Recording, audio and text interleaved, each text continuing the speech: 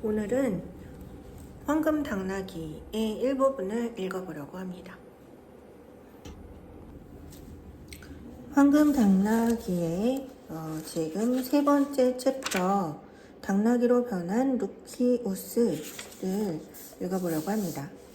시인들이 말하듯이 나뭇가지에 걸린 붉은 아우로라는 이미 장밋빛 팔을 흔들면서 하늘 위로 빠르게 날아가고 있었다.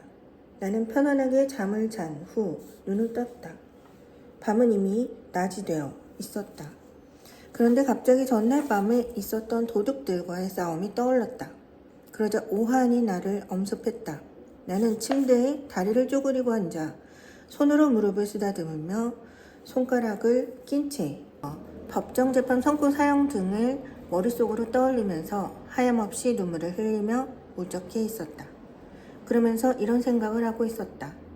무기도 없는 사람을 3명이나 죽인 나를 무죄로 판결 내릴 20만은 자비로운 법관이 있을까? 디오파네스가 이번 여행은 나를 유명하게 만들어줄 거라고 예언했는데 그게 이건가 봐. 나는 지난밤에 재수 없었던 사건을 떠올리며 그것이 어떤 결과를 가져올지를 곰곰이 생각하고 있었다. 그런데 그때 문을 마구 두드리는 소리가 났고 문 입구는 악쓰는 소리로 야단법석이 되었다. 문이 열리자마자 수많은 사람이 집 안으로 뛰어들어왔다. 그리고 이내 법관들과 그들의 수행원들 그리고 여러 사람이 집 안을 가득 채웠다. 법관들은 수행원들에게 나를 체포하라고 지시했다. 나는 아무 저항도 하지 않았지만 그들은 나를 과격하게 밖으로 끌어냈다. 골목길을 벗어날 무렵 나는 모든 시민이 거리로 나와 서로 아우성치면서 우리를 지켜보고 있다는 사실을 깨달았다. 히파타에 모든 사람들이 몰리는 것 같은 느낌이었다. 나는 바닥을 바라보며 걸었다. 그 순간 내 영혼이 곧 지옥으로 떨어질지도 모른다는 생각이 엄습했다. 그러자 나는 더욱 놀란 모습으로 거리를 걸어갔다. 그리고 몹시 궁금한 표정으로 우리를 쳐다보는 군중들을 흘끗 쳐다보았다. 우리 주위에 있는 수많은 사람 중에 웃지 않는 사람은 아무도 없었다. 그들은 재판소가 있는 광장으로 곧장 가지 않고 나를 끌고 도시의 구석구석을 돌아다녔다. 마치 속죄를 기원하며 재앙의 위협에서 벗어날 수 있도록 도시의 주요 도로를 거니는 희생물처럼 우리는 도시의 모든 거리 하나도 빠짐없이 지나갔다. 그런 후 마침내 나를 법정에 세웠다. 법관들은 높은 단상에 있는 의자에 앉았다.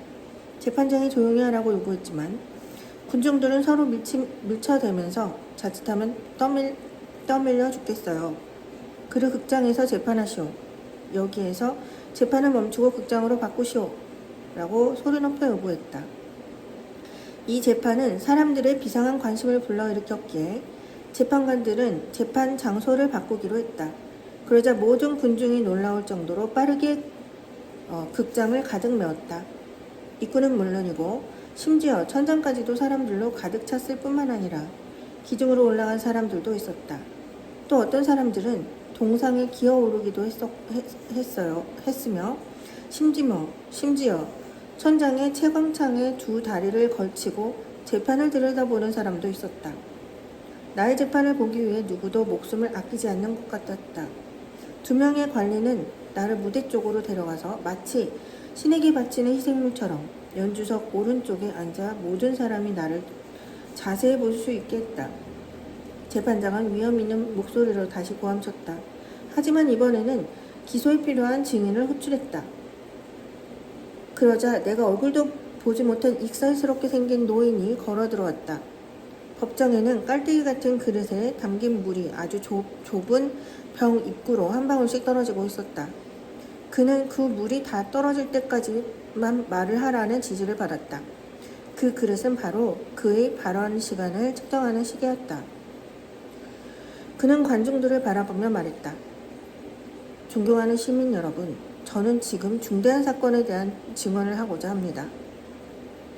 이것은 하찮은 사건이 아니라 이 도시 전체의 평화와 관련된 것입니다. 그러므로 이번 사건은 엄중하게 다뤄져야 합니다. 우리 모두 시민의 명예를 걸고 이 비열한 살인자가 피해 학살을 무죄로 석방되지 않도록 주시해서 살펴볼 필요가 있습니다. 저는 개인적인 증오나 사적인 적개심 때문에 이렇게 격노하는 것이 아닙니다. 그것은 제 생각과는 거리가 멉니다. 저는 야경 대장입니다. 이때까지 제가 저의 의무를 완수하는데 한치도 게을리지 않았다는 사실을 의심할 사람은 없으리라고 생각합니다. 이제 여러분에게 지난밤의 사건을 하나도 빠짐없이 자세히 설명하겠습니다. 지난 자정에 우리는 집집마다 순찰하면서 이상한 일이 벌어지고 있지 않은지 확인하고 있었습니다. 그때 잔인한 이 젊은이가 칼을 빼들고 사륙하는 것을 보았습니다. 그래서 그쪽으로 가려고 하는데 세 사람이 숨을 헐떡이면서 피 웅덩이를 이룬 그의 발밑에 고꾸라졌습니다. 그는 자기가 저지른 엄청난 죄를 보더니 충격을 받았는지 도망치기 시작했습니다. 어두웠지만 다행히 우리가 그가 어느 집으로 숨어들었는지 볼 수 있었습니다. 그는 어둠의 보호를 받아 밤새 그곳에 숨어 있었습니다. 하지만 악당들에게 반드시 벌을 내리고야 마는 신의 섭리 덕택에 우리는 새벽녘부터 그의 집을 포위했고 그가 뒷문으로 도망치기 전에 붙잡아 성스러운 재판이 진행 중인 이곳까지 데려올 수 있었습니다. 여러분, 피해 굶주린 피고가 여기에 있습니다. 이자는 현행범입니다. 그는 테살리아 태생은 아니지만 저는 그를 우리 주민등록부에 기재된 사람처럼 엄히 다스려야 한다고 생각합니다. 그가 말을 마치자 재판관은 내게 할 말이 있으면 하라고 지시했다. 하지만 나는 이런 끔찍한 고발의 내용을 깊이 생각하지 않았다. 내 비참한 상황만을 염두에 두고 있었다. 그래서 다른 생각은 하지 않은 채 흐느끼고만 있었다. 하지만 마침내 의심할 바 없이 신께서 과감히 나를 격려한 탓인지 나는 용기 내어 그들에게 이렇게 대답했다. 저는 이토록 순진한 수많은 군중들을 납득시키는 것은 얼마나 힘든지 알고 있습니다. 이 사건을 명확하게 밝히기 위해 사실대로 말할 것을 맹세합니다. 저는 제가 세 시민을 죽였음을 부인하지는 않습니다. 하지만 의도적으로 범죄를 저지르지 않았습니다. 여러 방청객께서 약간의 허락만 하신다면 저는 여러분에게 제가 그렇게 해야만 할 극한 상황까지 몰렸다는 사실을 설명해 드리겠습니다. 여러분을 분노로 이끈 이 사건은 정말 우연의 결과였습니다. 저는 저녁 식사를 끝내고 돌아오고 있었습니다. 약간의 늦은 시간이었고 제가 조금 취했다는 것은 사실입니다. 저는 절대로 제가 잘못한 부분을 부정할 생각은 없습니다. 그런데 여러분의 이웃인 밀러의 대문에 도착할 무렵 잔인무도한 도둑놈들이 대문을 에워싼 채 대문을 틀을 떼어내고 아주 조심스럽게 잠근 자물쇠를 강제로 열려는 것을 목격했습니다. 그들은 흥분한 상태에서 그 집에 사는 사람들을 죽여버리자고 말했습니다. 그러자 가장 뚱뚱하고 대담한 청년이 사방에 울릴 정도로 큰 소리로 격려했습니다. 그의 태도는 너무나 태연하면서도 냉정했습니다. 자, 친구들 주저하지 말고 남자다운 패기로 잠자고 있는 사람들을 덮쳐버려. 칼을 꺼내 모든 식구를 죽여버려. 잠자고 있는 사람은 칼로 베어버리도록 해. 그리고 대드는 사람과 목숨을 걸고 싸워. 산 사람이 한 명도 없어야 우리는 이 집에서 무사히 나올 수 있어. 존경하는 시민 여러분, 저는 훌륭한 시민의 의무를 항상 지켜왔다고 말하고 싶습니다. 그러므로 저는 저뿐만 아니라 제가 묵고 있는 집주인들이 걱정되었습니다. 그래서 이런 경우를 대비해 가지고 다니던 칼을 빼서 잔인무도한 도둑놈들을 놀래주고 쫓아내려고 했습니다. 그러나 이 잔인한 놈들은 도망치지 않고 제가 칼을 가진 것을 보자 제 얼굴을 일격을 가했습니다. 이것이 바로 그들이 잘못 계산한 무모함이었습니다. 그래서 전면적으로 싸움을 전개되었습니다. 다른 청년들이 두목이자 선동자였던 청년은 온 힘을 다해 저를 덮치고서 두 손으로 제 머리칼을 움켜잡은 다음에 제 등을 후려쳤습니다. 그런데 그런 후에 돌멩이로 제 머리를 치려고 했습니다. 하지만 돌멩이를 가져오라고 지시한 동안 저는 정확한 칼솜씨로 그의 옆구리를 찔러 쓰러뜨렸습니다. 그런 다음 제 발을 물어뜯고 있던 놈을 멋진 칼솜씨로 죽여버렸고 저를 향해 돌진하던 세 번째 놈은 가슴에 칼을 찔러 깨끗이 처리했습니다. 이렇게 싸움이 끝났습니다. 저는 우리 주인의 목숨을 구하고 도시의 평화를 안전하게 지켰다고 생각하면서 자축했습니다. 사실대로 말하면 제 행위는 아무 잘못도 없으며 용서받아야 할 것도 없다고 생각했을 뿐이 아니라 공식적으로 제가 표창을 받아야 할 행동을 했다고 확신하고 있었습니다. 하지만 지금 제가 의도적 살인이라는 명목으로 기소되어 놀랍고 어리둥절한 따름입니다. 저는 아주 사소한 죄도 저지르지 않았으며 법정에 선 적도 없습니다.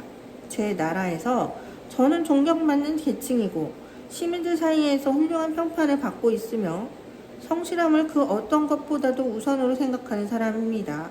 저는 흉악한 도둑놈들과 성스러운 분노로 맞섰을 따름입니다. 저는 도둑놈들에게 아무런 적의가 증오도 없었으며 그들을 전혀 알지 못합니다.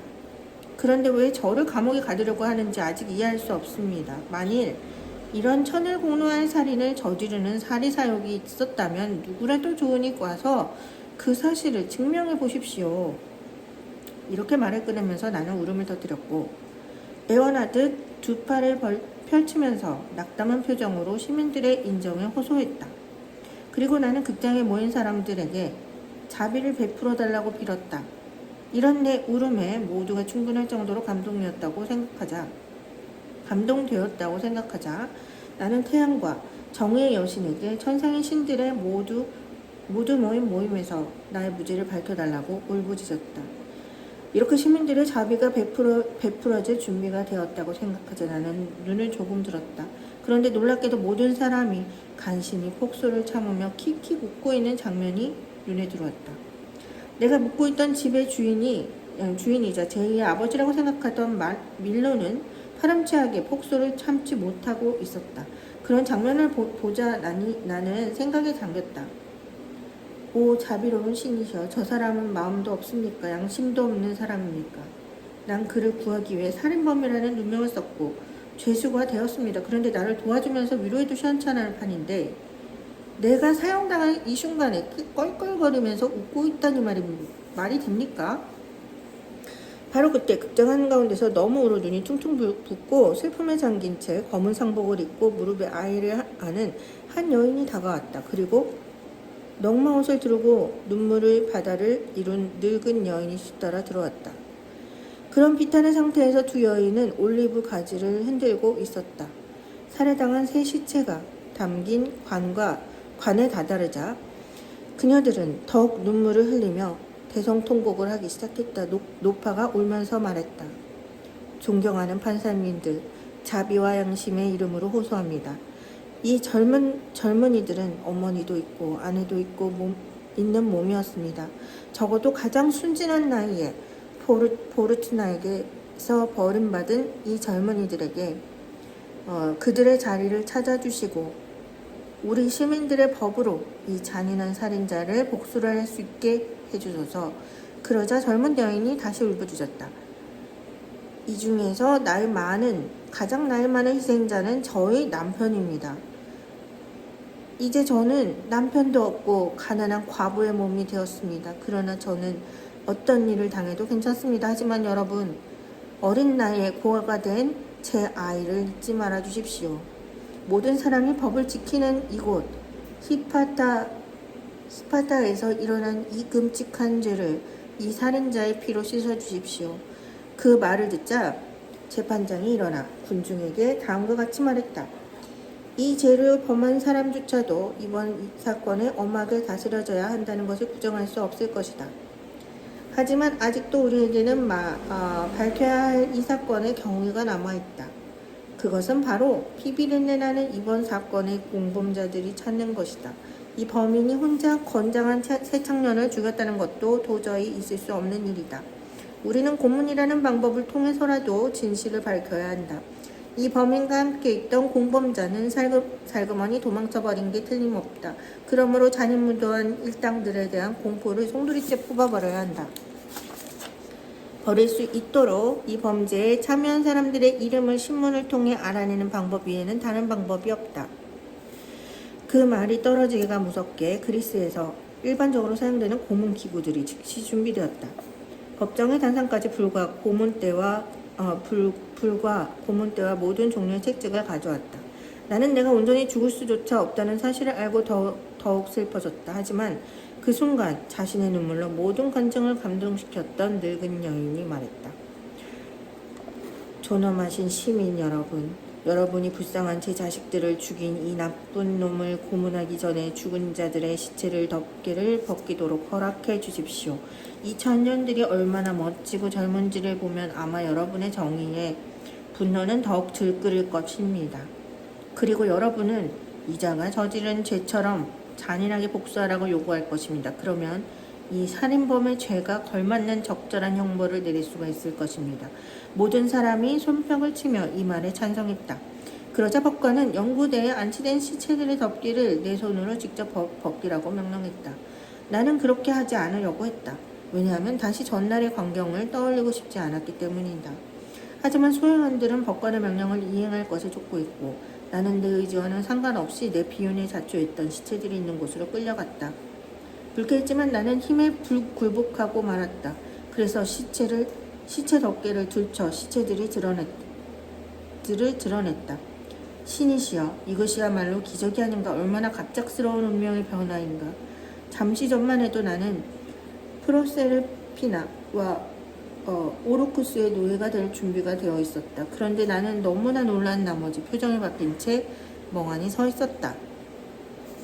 도대체 어떻게 설명을 해야 좋을지 적당한 말을 찾지 못하고 있었다. 칼에 찔려 죽은 세 청년의 시체는 포도주를 담는 양가죽 포대였다. 그 포대들이 칼에 찔려 여러 구멍이 나 있었다. 지난밤 내가 집을 침입한 자들과의 전투를 떠올렸다. 그런데 이 구멍들은 내가 칼로 찌른 것과 정확히 일치하고 있었다. 그때까지 내숭을 떨며 웃음을 찾고 있던 사람들이 갑자기 웃음을 터뜨렸고 극장이 떠나갈 정도로 일제히 깔깔거리며 웃는 소리가 들렸다. 몇몇 사람은 굉장히 좋은 친구라면서 나에게 박수갈채를 보냈다. 하지만 대부분의 사람은 배가 아파 죽지 않을 정도로 배를 두 손으로 움켜쥐며 웃고 있었다. 이렇게 재판은 갑자기 끝이 났다. 관중들이 극장을 떠나는 동안 그들은 뒤를 돌아 나를 바라보았다. 한편 나는 손 덮개를 들고서 마치 꽁꽁 얼어붙은 대리석처럼 또는 극장에 있던 석상들이나 기둥처럼 꼼짝 않고 있었다. 내가 머물던 집주인 밀로가 가까이 다가와 나를 동정하는 표정으로 껴안았다. 그가 싫다고 하는 내 고집을 꺾고 자기 집으로 데려갈 때까지 나는 그렇게 있었다. 나는 그때까지 눈물을 절절 흘리고 있었다. 그리고 내가 지옥에서 빠져나왔다는 사실을 실감나지 않았다. 그는 나를 달래려고 애쓰면서 집으로 향했다. 그리고 길을 우회하면서 나를 즐겁게 하려고 모든 노력을 다했지만 내 마음속에 깊이 박힌 모욕과 분노를 누그러뜨리지는 못했다. 그런데 얼마 안 되어 재판에 참석했던 법관들이 법복을 입은 채 밀로의 집에 도착하여 다음과 같이 사과했다. 루키우스 선생, 우리는 당신이 귀족 출신이며 당신 집안도 명문가라는 사실을 모르는 게 아닙니다. 사실 당신 혈통을 나타내는 성은 그리스 전역에 익히 알려져 있습니다. 우리가 당신을 재판정에 강제로 출두시킨 것을 너무 지나친 장난이라고 생각하지 마십시오. 또한 당신이 만인 앞에서 치욕을 당했다고 생각하면서 마음을 상해하지도 마십시오. 이제 더 이상 슬퍼하거나 괴로워하지 마십시오. 우리가 해마다 미소의 여신에게 봉헌하는 축제는 항상 새로운 사건을 만드는 것으로 이루어져 있습니다. 그리고 여신은 항상 누가 적당한 대상이며 누가 주인공인지 지정하십니다. 이제 즐거움과 미소의 여신은 당신이 고통받는 것을 원치 않으십니다. 반대로 당신이 이마에 영원한 축복을 내리실 겁니다. 이런 이유로 우리 시민들은 당신에게 특별한 영광을 제공하기로 했습니다. 당신의 이름을 당신 수신들의 이름과 함께 새겨 당신의 동상을 세우기로 합의해 보았습니다. 그런 공식적인 말을 듣자 나는 정중하게 다음과 같이 말했다. 그런 영광을 주시다니 테실리아의 모든 시민에게 허언할 수 없는 감사를 드립니다. 하지만 청컨대 저보다 훨씬 훌륭하고 나이 많은 사람들을 위해 동상을 세워주시기 바랍니다. 나는 억지로 미소를 짓고 예의 바르게 그들의 제의를 거절하면서 법관들과 작별 인사를 했다. 이렇게 나는 매우 행복하다는 인상을 그들에게 심어주려고 했다. 그들이 떠나자마자 한 하인이 달려들어오면서 말했다. 비라이나 여사가 당신에게 축하의 말을 전하셨습니다. 그리고 어젯밤에 당신이 참석하기로 한 연회가 곧 열릴 예정이라는 사실을 상기시키라고 하셨습니다. 그리고 반드시 참석해달라고 부탁하셨습니다. 나는 그 집 때문에 이 모든 일이 일어났다는 사실을 떠올리자 두려워 죽을 것 같았다. 그래서 벌벌 떨면서 말했다. 물론 이모님의 소망을 들어주는 것보다 더 좋은 일이 어디 있겠나. 하지만 피할 수 없는 선약이 있어서 오늘은 곤란할 것 같네. 밀로 씨가 오늘 잔치를 주선하신 신에게 감사드린다면서 내가 저녁 식사에 응해 주었으면 좋겠다고 간청을 했다네. 그리고 이제 나 혼자 집 밖에 돌아다니지 못하게 할 것이며 따라서 이모님 집에 가는 것을 허락하지 않을 것세. 그러니 이번 초대권은 잊고 다음으로 연구하는 게 좋을 것 같네. 이 말이 끝나자마자 밀로는 내 어깨에 손을 올려놓으면서 목욕탕으로 가자고 했다. 우리는 하인에게 필요한 것을 준비하라고 지시한 다음 그곳에 가까운 목욕탕으로 갔다. 나는 그의 옆에서 얼굴을 파묻고 걸었다. 그렇게 해서 내 이마를 쳐다볼 타인들의 시선과 우스꽝스러운 존재가 되어버린 나 자신을 피하고자 했다. 나는 그렇게 나를 스쳐 지나가며 가던 부끄러움 때문에 내가 목욕을 했는지, 물은 제대로 닦았는지, 어떻게 집에 돌아왔는지 전혀 기억이 나질 않았다. 누군가 을구가 손으로 나를 심판하라고 지시하던 사람들의 휩싸였을 때처럼 나는 정신이 멍한 상태였다. 밀로와의 보잘것없는 저녁 식사가 끝나자 나는 너무 많은 눈물을 흘려 머리가 아프다고 변명을 했다. 그래서 나는 내 방으로 돌아가도 좋다는 허락을 쉽게 얻어냈다. 나는 잠을 자러 내 방으로 갔다. 나는 지난 1년의 사건들을 슬픈 마음으로 회상하고 있었다. 바로 그때 내가 사랑하는 포티스가 안주인을 잠재운 뒤 내 방으로 왔다. 하지만 평소의 즐거운 표정이나 기쁨에 참 말도 없이 인상 쓴 얼굴에 주름이 가득한 채 수심에 잠겨 있었다. 한참 동안 침묵이 끝에 드디어 그녀는 입을 열었다. 루키우스, 고백할 게 있어요. 내가 바로 당신이 겪은 악몽의 원인이에요. 그렇게 말하면서 그녀는 가슴에서 가죽 채찍을 꺼내어 내게 내밀었다. 자, 받으세요. 당신을 배신한 이 여인에게 마음껏 복수하세요. 당신이 때리고 싶을 만큼 때리세요. 당신이 다른 방법을 원하신다면 이것보다 더 엄한 체벌을 해도 좋아요. 하지만 내가 의도적으로 당신에게 고통을 겪게 했다고는 생각하지 마세요. 모든 신을 두고 맹세하는데 내 잘못으로 당신에게 상처 입히느니 나는 오히려 기꺼이 내 피를 흘려 희생하고 싶어요. 그리고 문제를 일으켜서 당신의 머리를 복잡하게 만들고 싶지도 않았어요. 하지만 재수가 없었어요. 아군이 나를 붙잡고 놔주지 않았던 거예요. 전혀 다른 의도로 했는데 당신에게 끔찍한 해를 입히게 된 거예요. 나는 끔찍한 경험을 했지만 호기심이 일었다. 나는 호기심을 참지 못하고 일어난 사건의 숨겨진 원인이 무엇인지 알고 싶었다. 나는 당신을 때려달라고 권해준 이 건반진 채찍이 눈처럼 흰 당신의 피부에 닿게 하느니 차라리 산산조각 내버릴 거야. 그렇지만 사실을 말해줘. 도대체 무슨 잘못을 저질렀기에 이토록 큰 체벌을 해달라고 온 거지? 완벽하게 아름다운 당신의 얼굴을 두고 맹세하는데 나는 당신의 재앙을 꾸몄다는 사실을 믿을 수가 없어. 의도가 없으면 죄가 될 수 없다는 것을 법의 기본 원칙이야. 단순히 재수가 없어서 우연에 일어난 일을 범죄로 몰아붙일 수는 없어. 이 말을 끝내자 사랑하는 네포티스의 눈은 촉촉히 젖었다.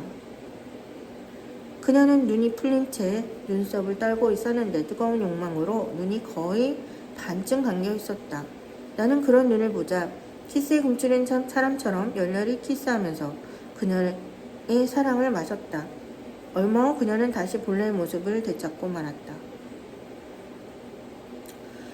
우선 이 방문을 닫아야 할 것 같아요. 누군가 밖에서 내가 당신에게 하는 말을 들으면 우리 끔찍한 사고를 당할 수 있거든요. 이건 정말 아무도 모르는 비밀이에요. 이렇게 말하면서 그녀는 빗장을 걸어 잠근 다음 다시 돌아와 팔로 내 목을 껴안았다. 그리고서 부드럽고 극도로 겸허한 목소리로 고백했다. 이 집의 비밀과 내 안주인의 미스터리를 발견한 이후 너무나 무서워서 몸소리가 젖어요. 그래서 당신에게 이 집의 비밀을 털어놓는 거예요. 난 당신이 신중하고 분별력이 있다고 굳게 믿어요. 당신은 귀족 출신이며 귀족적인 성품을 지니고 있어요. 또한 당신은 여러 신앙의 신비에 입문했었기에 이 비밀을 말해주는 거예요. 그래서 당신은 침묵이라는 성스러운 충성이 무엇인지를 이해하려고 있으리라 생각해요. 성스러운 충성. 예언하건대 내가 당신에게 고백할 내용은 당신 가슴 한쪽 구석에 숨겨두고 다니세요. 절대로 남에게 말하면 안 돼요. 난 당신이 굳건한 침묵으로 내가 솔직하게 말하는 이야기에 보답하리라 믿어요. 나는 당신에게 사랑을 느꼈기 때문에 다른 사람들이 전혀 모르는 비밀을 밝히라고 하는 거예요. 당신은 이 집에 관한 진실을 알게 될 거예요. 안주인 판팔레는 남들이 부러워하는 어마어마한 재산을 교활한 마법을 통해 얻었어요. 그녀는 마법사예요. 이 마법을 이용해 신들을 복종시키고 행성의 궤도를 바꾸기도 한답니다. 또한 그런 수단을 이용해 신의 의지를 불복시키고 사원소들을 자기 마음대로 부린답니다. 특히 근사한 젊은이를 유혹하려고 할 때는 주저없이 마법을 사용하지요. 지금 그녀는 보에오티아 출신의 한 청년을 열렬히 사랑하고 있어요. 그 청년은 정말로 멋지게 생겼어요. 그래서 그를 유혹하려고 최고의 마법을 사용하고 있어요. 어제 저녁에 나는 이 두 귀로 태양을 협박하는 소리를 들었어요. 만일 태양이 서둘러지지 않고 자기에게 마법을 부릴 시간을 더 많이 주지 않으면 어두운 구름을 불러들여 영원한 어둠에 빠지게 하겠다고 위협하고 있었어요. 어제 오후에 온천에서 돌아와 이불소에 앉아 머리를 손질하던 보헤오티아의 젊은이를 본 후에 그렇게 협박한 거예요. 그리고 아무도 모르게 내게 바닥에 떨어진 머리카락을 주워오라고 시켰어요. 그런데 내가 깊이 머리카락을 줍고 있는데 이발사가 내 행동을 취했어요.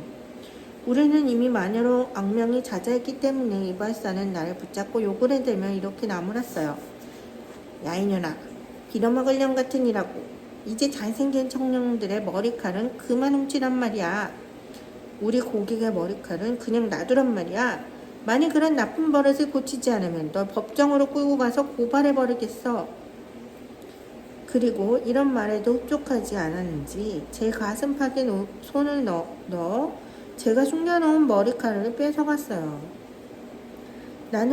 사실 나는 이런 일이 일어났다는 사실에 몹시 당황하고 고민스러웠어요. 난 우리 안주인이 고약한 성미를 그 누구보다도 잘 알고 있었어요.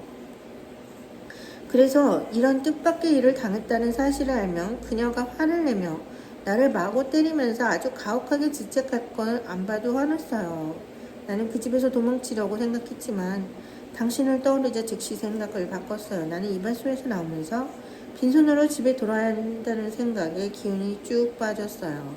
그때 커다란 가위로 3개의 양가죽 털을 깎고 있는 사람을 보았어요.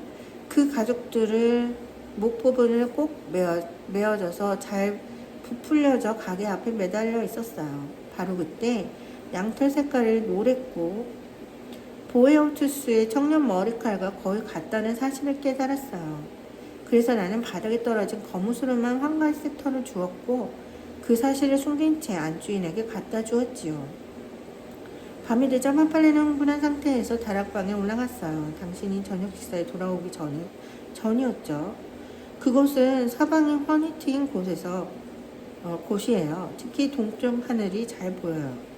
그곳은 그녀가 그 누구의 간섭도 받지 않고 자신의 마법을 행하는 곳이에요. 그곳에서 그녀는 먼저 평소에 사용하던 과학 기구로 좋지 않은 실험을 준비했어요. 그 기구들은 모든 종류의 향료와 아무도 모르는 기호가 새겨진 금속판 불길한 물건들. 얼마 전까지 울었지만 이제는 땅속에 묻힌 시체들의 수많은 부위 벽에 걸려있던 고기 조각들, 살해된 사람들의 피, 맹수의 얼굴에서 빼낸 잘린 두개골 등이었어요. 그 다음에 아직도 뛰고 있는 따뜻한 동물의 창자에 마법을 걸고선 여러 액체를 뿌리고 희생의식을 시작했어요. 우선 샘물로 몸을 닦았어요. 그리고 몸에 꿀을 뿌린 다음에 우유로 다시 목욕했고 마지막으로 꿀물로 몸을 씻었어요. 그 곧바로 풀 수 없게 매듭지어진 털을 봉헌하고 여러 향료를 뿌린 다음에 이글거리는 화로에 양털을 갖다 대고 태웠어요. 그 즉시 그녀가 불러낸 신들의 무자비한 힘과 불에 지긋지긋하면서 뿌연 연기를 내뿜은 양털 냄새는 그 털의 주인을 이 집으로 불러들였어요. 그래서 보헤오투스 청년을 대신해서 그 양가족들이 대문을 마구 두드렸던 거예요. 바로 그때 깜깜한 밤에 술에 취해 놀란 당신이 실수로 그들을 강도로 오인한 거죠.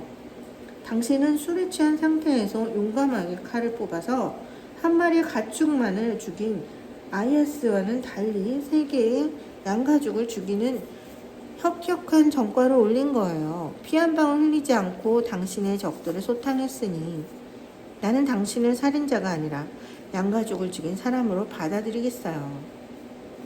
포티스가 이렇게 말하니 나 역시 그녀와 마찬가지로 농담조로 대답했다. 난 헤라클레스야. 3마리의 양가족을 죽인 것은 게리온의 3개의 몸과 비교하거나 혹은 케르베로스의 3개의 머리를 생포한 것과 비교한다면 내가 헤라클레스처럼 첫 번째 관문을 무사히 통과했다고 말할 수 있잖아. 하지만 나를 고통스럽게 만들었던 당신의 행동을 용서받고 싶다면 이제 당신은 내 요구를 들어줘야 해. 내 요구는 뭐냐면 당신의 안주인이 신비한 기술을 실제로 행할 때 그 장면을 내게 보여달라는 거야. 적어도 그녀가 어떻게 마법을 준비하는지 보게 해줘. 사실 난 그런 마법을 이 두 눈으로 직접 보고 싶거든. 내가 보기에 당신도 아마 그런 마법과 전혀 상관없지는 않을 거야. 난 절대로 한 여자에게 묶이지 않는 성격인데 내가 이 사실을 알게 된 것은 당신 말대로 당신에게 유혹당했기 때문이지. 당신의 반짝이는 눈과 당신의 불구스레한 뺨과 당신의 빛나는 머리카락 그리고 탐욕스러운 당신의 키스와 매끄러운 당신의 가슴의 노예가 되어 당신의 포로가 되었거든. 이제 더 이상 나는 내 집을 그리워하지도 않고 집으로 돌아가려고 준비하지도 않어. 오늘 밤 당신과 즐길 즐거움을 잃지만 않는다면 난 당신에게 이 세상의 모든 것을 다 줄 수 있어. 그러자 포티스가 대답했다. 당신이 원하는 것을 이루게 해주면 나도 얼마나 기쁘겠어요. 하지만 팜필레는 욕심이 많고 약해 빠진 여자라 비밀스러운 마법을 부릴 때면 그 누구도 간섭을 받지 않고 맞는 장소에서 하곤 하죠. 하지만 당신이 원한다면 목숨을 바칠 준비도 되어 있어요. 그러니 그녀의 행동을 주의 깊게 살펴보다가 그녀가 마법을 부리려고 부산이 움직이면 당신에게 알려줄게요. 그렇지만 전에 당신에게 말했던 대로 당신이 본 것에 대해서는 절대로 한마디도 발설하면 안 돼요. 이런 말 저런 말 나누고 있는데 우리의 욕망이 갑작스럽게 기지개를 켰다. 우리는 서로를 원하고 있었다. 우리는 옷을 모두 벗어버리고 완전히 나신의 몸이 된 베누스의 축제를 하나도 빠짐없이 재현했다. 나는 매우 피곤한 상태였지만 내 욕망을 한껏 발휘하자 포티스는 내게 보너스로 한 번의 기회를 더 주었다. 잠을 자지 않고 이렇게 오랜 시간을 보낸 끝에 마침내 우리의 사랑은 졸음으로 빠져들었다. 우리가 다시 눈을 떴을 때 해가 중천에 떠 있었다. 우리는 이렇게 쾌락을 즐기는데 몰두하며 며칠 밤을 보냈다.